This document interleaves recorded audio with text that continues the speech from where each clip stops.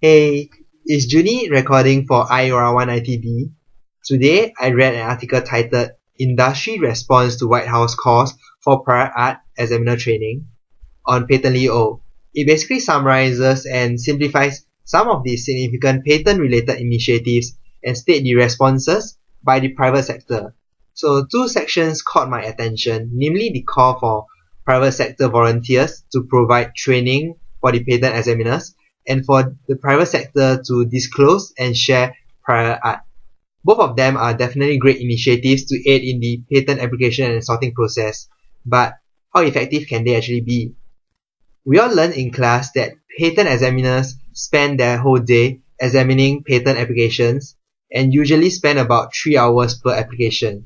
Given their busy workload, they are certainly not up to date with the advances in technology, except those that are and searchable in the system, and of course those that are available in news and journals. Thus, the administration calls for the private sector to educate these professionals and update them on the advances within corporates which are not mentioned in the journals and articles. So this will definitely be useful, but the training do take up a lot of time since there is just too much development ongoing to cover. It's pretty difficult to determine whether or not a training is useful for the examiners, as they might already know about it, or it simply isn't useful for the patent applications. This brings to the point that I think the disclosure and sharing of prior art will perhaps be more effective. It's similar to training, but instead of giving knowledge to the examiners, the developments are listed out, including prior art that was not known outside of the company's four walls.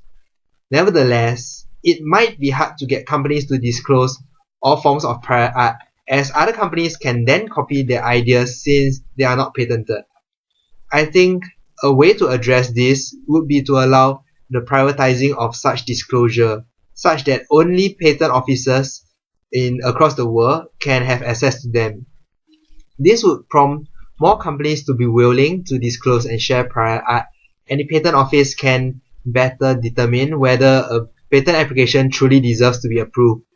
And in the case where patents are rejected due to prior art, which were found in such private databases, the companies can actually still make use of these concepts just without monetizing them by suing other companies.